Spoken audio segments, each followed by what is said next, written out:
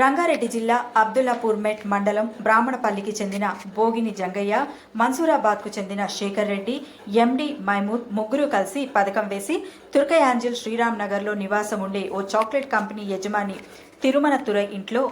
950 కోట్ల రూపాయల నల్లధనం ఉందని ఓ వ్యక్తి ద్వారా తెలుసుకున్నారు. ఆ నల్లధనాన్ని ఎలాగైనా కొట్టేయాలని అంతా కలిసి పథకం వేసి నల్లధనం ప్లేస్లో నల్ల కాగితాలు పెట్టడానికి అవి తీసుకుని ఈ నెల 10వ తేదీ అర్ధరాత్రి 1 గంటకు చాక్లెట్ కంపెనీ ఓనర్ ఇంట్లోకి ప్రవేశించి ప్రధాన ద్వారాన్ని ఆయుధాలతో ధ్వంసం చేసేందుకు ప్రయత్నిస్తుండగా శబ్దం రావడంతో యజమాని తిరుమల తురై అప్రమత్తమై సీసీ కెమెరాలను పరిశీలించాడు. కొందరు ఇంట్లోకి వస్తున్నట్లు గుర్తించి 100కు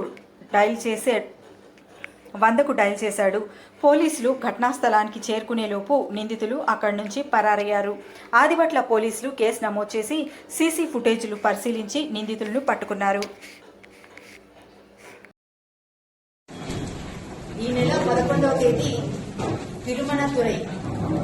అనే వ్యక్తి ఆదిబట్ల పోలీస్ స్టేషన్ శ్రీరామ్ నగర్ వాస్తవ్యులు ఆదిబట్ల పిఎస్ నుండి వచ్చి ఎర్లీ మార్నింగ్ 11th రోజు ఎర్లీ మార్నింగ్ 1:32 మధ్యలో కొంతమంది వ్యక్తులు తన ఇంటిలోకి ప్రవేశించి వాచ్మెన్ తర్వాత అతని కంపెనీలో వర్క్ చేస్తున్నటువంటి ఒక వ్యక్తిని తాళ్లతో బంధించి కొట్టి వాళ్ళ దగ్గర నుంచి మొబైల్ ఫోన్ లాక్కొని మెయిన్ డోర్ ని బ్రేక్ చేసి దోపిడీ చేయాలని ఒక ఉద్దేశంతో సీసీటీవీలను కూడా డ్యామేజ్ చేసి ఇలాంటి ప్రయత్నం చేశారని చెప్పేసి ఆదిబట్ల పోలీస్ స్టేషన్ లో మనకి ఫిర్యాదు ఇవ్వగా ఇమీడియట్ గా మనం అది ఒక కేసు రిజిస్టర్ చేసి సెక్షన్స్ 395, 342లో ఒక కేసు రిజిస్టర్ చేయడం జరిగింది. తర్వాత అక్కడ ఉన్నటువంటి క్లూస్ ఆధారంగా దాని యొక్క గ్రావిటీని తెలుసుకుని ఇమీడియట్ గా ఎస్హెచ్ఓ ఆదిబట్ల రాఘవేందర్ రెడ్డితో ఒక క్రైమ్ టీమ్ ని ఎస్ఐ కృష్ణ టీమ్ ని ఇమీడియట్ గా ఏర్పాటు చేసి దీని మీద మళ్ళీ క్రైమ్ ట్రాకింగ్ అనేది ఒకటి చేయడం జరిగింది. ఇందులో మనకి ఉన్నటువంటి క్లూస్ ఆధారంగా ఈ రోజు చింతలకుంట కేఎస్ బేకరీ మనసిలిపురం లిమిట్స్ లో మళ్లీ సమావేశమైనటువంటి ఈ అఫెండర్స్ ని మొదటగా 17 మంది వ్యక్తుల్ని మనం ఈ బేకరీ నందు ఈ రోజు అప్రహెండ్ చేయడం జరిగింది. ఈ కేసు యొక్క వివరాలకు వెళ్తే బోగిని జంగయ్య అనే వ్యక్తి బ్రాహ్మణపల్లి ఆదిబట్ల పిఎస్ లిమిట్స్ లో బ్రాహ్మణపల్లి అనే ప్లేస్ లో ఉంటూ అతని స్నేహితులైనటువంటి శేఖర్ రెడ్డి, మహమూద్ ఈ ముగ్గురు కలిసి ఎలాగైనా సరే ఈజీగా డబ్బు సంపాదించాలని చెప్పేసి వాళ్ళు ఫ్రీక్వెంట్ గా ఇంటరాక్ట్ అవుతున్న సమయంలో తుర్కయాంజల్లో ఉన్నటువంటి తిరుమల తురై అనే ఒక చెన్నై బిజినెస్ మ్యాన్ చాక్లెట్ వ్యాపారి అతని ఇంట్లో భారీగా నల్ల డబ్బు 950 కోట్ల వరకు భారీగా నల్ల డబ్బు ఉందన్న ఇన్ఫర్మేషన్ ఆ ఇంట్లో పనిచేస్తున్నటువంటి పాత వాచ్మెన్ కొని అది ఎలాగైనా కాజేయాలన్న ఉద్దేశంతో ఒక సూపర్స్టిషియస్ బిలీఫ్స్ తో ఒక పూజారిని కాంటాక్ట్ చేయడం జరుగుతుంది. ఆ పూజారిని కూడా ఆ ఇంటి దగ్గరికి తీసుకొచ్చేసి వెక్కి చేయించి నిజంగానే ఆ ఇంట్లో నల్లధనం ఉందా లేదా అనే విషయాన్ని అతన్ని తెలియజేయవలసిందిగా రిక్వెస్ట్ చేసి అతనితో మాట్లాడుకున్న తర్వాత మళ్ళీ ఆ పూజారి మళ్ళీ రాలేదు. ఈ క్రమంలో మళ్ళీ వాళ్లకు సంబంధించినటువంటి వాళ్ళ స్నేహితులైనటువంటి పెద్ది శ్రీనివాస్ అనే వ్యక్తిని కాంటాక్ట్ చేస్తే అతనికి తెలిసినటువంటి విజయవాడ వాస్తవ్యుడైనటువంటి ఒక ఫ్రాడ్స్టర్ రజాక్ అనే అతనికి ఈ విషయం తెలిస్తే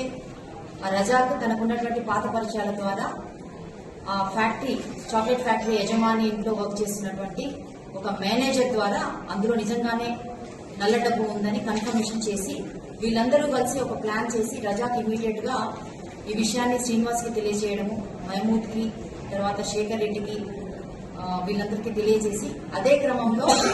తన చేతుల్లో ఇంతకుముందు మోసపోయినటువంటి సతీష్ అనే వ్యక్తికి ఈ లొకేషన్ ని పంపించి నీకు చాలా డబ్బు దొరికే మార్గం నేను నీకు ఫెసిలిటేట్ చేస్తాను, ఆ డబ్బు దొరికిన తర్వాత అందరం సమంగా పంచుకుందామని చెప్పేసి సతీష్ కి ఆ లొకేషన్ ని షేర్ చేయడంతో సతీష్ తన ఫ్రెండ్ అయినటువంటి ఒక జాతిని తర్వాత మహమూద్, శేఖర్ రెడ్డి, శ్రీనివాస్, జంగయ్య వీళ్ళందరూ మళ్ళీ ఆ ఇంటికి వచ్చి రెక్కి చేసి ఓల్డ్ సిటీకి సంబంధించినటువంటి ఒక 8 మంది వ్యక్తుల్ని హైర్ చేసుకుని వారి ద్వారా ఈ ఆపరేషన్ ని చేయాలని చెప్పేసి ఒక ప్లాన్ పథకం ప్రకారం అనుకుని ముందుగా 4వ తారీఖు ఆ ఇంటిలోకి ఈ ఓల్డ్ సిటీ నుంచి తీసుకొచ్చినటువంటి ఎవరైతే హైడ్ చేసుకున్నటువంటి 8 మంది వ్యక్తులు ఉన్నారో వాళ్ళందరితోటి ఆ ఇంటిలోకి ప్రవేశింప చేయటట్టుగా చేసి వీళ్ళంతా బయట మిగతా వాళ్ళు ఎవరైతే మైమూద్, జంగయ్య, శ్రీనివాస్, సతీష్, జాకి వీళ్ళందరూ బయట కొద్ది దూరంలో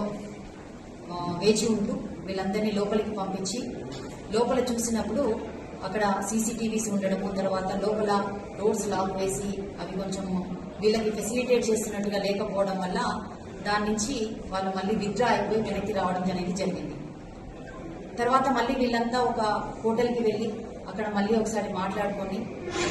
మళ్ళీ తర్వాత ప్లాన్ చేసుకున్నామని చెప్పి అక్కడి నుంచి డిస్కస్ అయిన తర్వాత ఏ విధంగా కూడా పోలీస్ కంప్లైంట్ అనేది రిపోర్ట్ కావడం ద్వారా మళ్ళీ వాళ్ళకి కొంచెం బలం పెరిగి మళ్ళీ ఎలాగైనా ఈ ఆపరేషన్ చేయాలి, ఈ టాస్క్ చేయాలి అని చెప్పేసి మళ్ళీ 11వ తారీఖు ఎర్లీ మార్నింగ్ మళ్ళీ సేమ్ టీము బయట ఈ 5 వ్యక్తులు వాళ్ళ దగ్గర ఉన్నటువంటి బ్లాక్ కలర్ పేపర్తో ఉన్నటువంటి కరెన్సీని వాళ్ళ దగ్గర పెట్టుకొని వీళ్ళంతకుముందే బేగం